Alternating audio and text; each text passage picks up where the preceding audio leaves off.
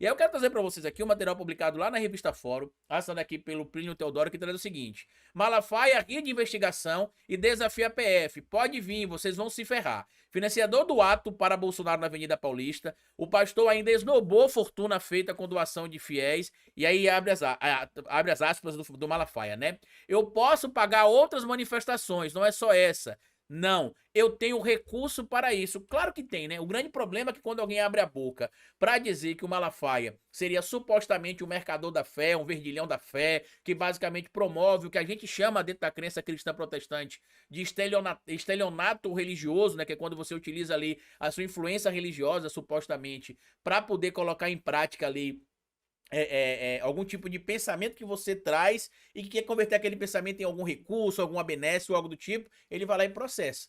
Eu, como cristão protestante, quando eu fiz o vídeo questionando ele na época, eu questionei porque ele estava compartilhando um vídeo do Roberto Jefferson nas redes sociais, onde o Roberto Jefferson dizia que em 2021, na época ali da Páscoa, né, da Quaresma e de eventos que tivesse nas igrejas, os policiais, os guardas municipais que tentassem impedir que os fiéis fossem às igrejas, deveriam ser tratados com tiro, com paulada na cabeça. E eu fiz um vídeo dizendo que mais de 2000 anos depois, o mundo ele estava escolhendo Barrabás a Jesus Cristo. Ele ficou extremamente ofendido, pediu indenização, né? Pediu ali retratação em vídeo e não vai conseguir porque eu não cometi nenhum tipo de crime. Agora, ele abre a boca aí, como eu já disse para vocês, quando lhe convém para se apresentar como líder religioso e quando lhe convém mais ainda para se apresentar como liderança política. Eu, inclusive, acredito que no próximo pleito de 2026, o Malafaia pode tentar alguma coisa. Ou ser vice de alguém, ou ter algum cargo, concorrer a algum cargo em algum lugar. Porque quem acompanhou a eleição de 2022 vai lembrar que por um período curto,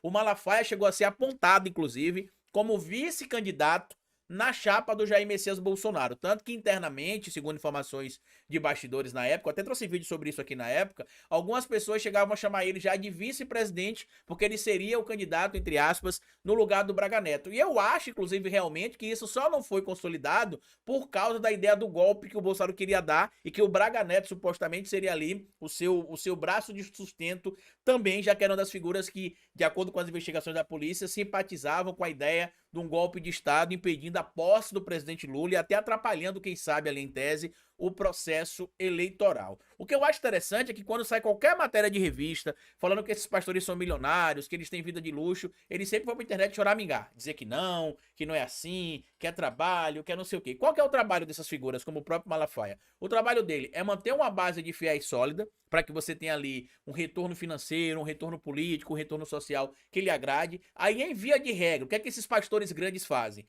Abrem uma gravadora para poder faturar com artistas, em tese, criados dentro da própria igreja, e depois lançam também uma gráfica para poder imprimir livros que são escritos normalmente pelo líder religioso ou versões de Bíblia para poder vender dentro da igreja. Se você pesquisar, o Malafaia tem as duas, né? Tem gráfica e tem estúdio de gravação em tese, né? De artistas gospel.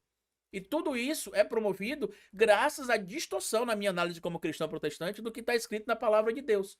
E aí, quando vem alguém do povo questionar as ações dele, quando vai a justiça questionar, ele acha ruim. Eu até fiz um vídeo há um tempo atrás aqui, falando com ele sobre aquela doação que ele recebeu de 100 mil reais em um cheque de um indivíduo que era envolvido em atos de corrupção, se não me falha a memória, na Lava Jato na época, e que ele disse que não sabia que o cheque era de algo ilícito, de algo ilegal. Então, até aí, como cristão protestante, que é fervoroso, que é pentecostes, como ele costuma se vender ali, não tinha problema. A partir do momento que ele sabe que o cheque é ilegal e que ele não devolve, dentro da nossa doutrina, a doutrina cristã, ele está em pecado. Por quê? Porque você não peca se você não sabe que aquilo que você está fazendo é pecado. Mas se você passa a saber que aquela conduta que aconteceu foi um crime e você simplesmente, que não que você cometeu, né, que alguém cometeu e que lhe presenteou, no caso dele, né, a pessoa teve uma conduta criminosa, presenteou ele com um cheque de 100 mil reais para uma oração, segundo ele, né, para algumas orações que ele orava por nome dessa pessoa que foi presa à época. E você sabe que aquele dinheiro é ilícito e não devolve, você está em pecado, porque a Bíblia diz no Jeremias 22:13 o seguinte: ai daquele que edificai sua casa sob bens ilícitos. E isso inclui não só bem material, como bens financeiros também. E aí, o que é que o Malafaia disse, Carlito? Bom, ele disse aqui, né, no vídeo, eu não vou colocar o vídeo dele aqui, porque toda vez que coloca o vídeo do Malafaia, ele pede pra compartilhar a monetização. E aí a gente vê que ele não gosta de dinheiro, né, nem um pouquinho. E tá aqui, ó, entre aspas. Quando eu abro o celular, eu estou vendo, a Polícia Federal vai intimidar, a Receita Federal, quanto é que eu gasto na manifestação do dia 25? Gente, começou a perseguição a mim, ironizou Malafaia. Então, sarcástico, Malafaia atacou a imprensa, diz ter notas do quanto gastou e esnobou o dinheiro recebido dos fiéis, dizendo que pode bancar novos protestos.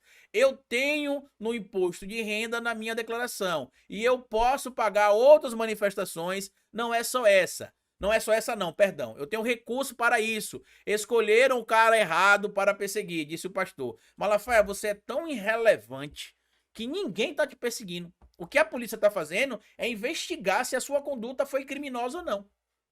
Só que você tá tentando desesperadamente ser o novo Edir Macedo. Não vai conseguir. Porque o Edir Macedo foi muito mais esperto que você, porque ele vendeu uma imagem de bonzinho. E não a imagem desse cara agressivo, né, visceroso, odioso, né, perseguidor, maldoso, com semblante maléfico. Não, ele se vendia como um cara bonzinho, que era um pastor de uma igreja pequena, que estava sendo perseguido pelo Estado por conta da sua cristandade. Com você isso não cola.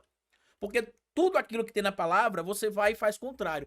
Em específico, o que estabelece os sete pecados capitais, quando a gente se refere também ao que seria a ira. Você é um cara que vive irado, fazendo contenda entre religiosos, criando desentendimento. Em uma série de ataques contra as informações divulgadas pela mídia, Malafaia ainda desafiou os investigadores. Vem, pode vir, Polícia Federal, Receita Federal, disse Malafaia, esnobando mais uma vez em seguida. Pode vir, eu não preciso tirar dinheiro da igreja para pagar nada. Vocês vão se ferrar nessa, pode vir. Bom, se você pode até não tirar dinheiro da igreja, especificamente do cofre da igreja, mas a sua receita vem em proveniência da sua atividade como religioso. Então, se você for olhar por uma perspectiva dessa, sim, você tira dinheiro de igreja.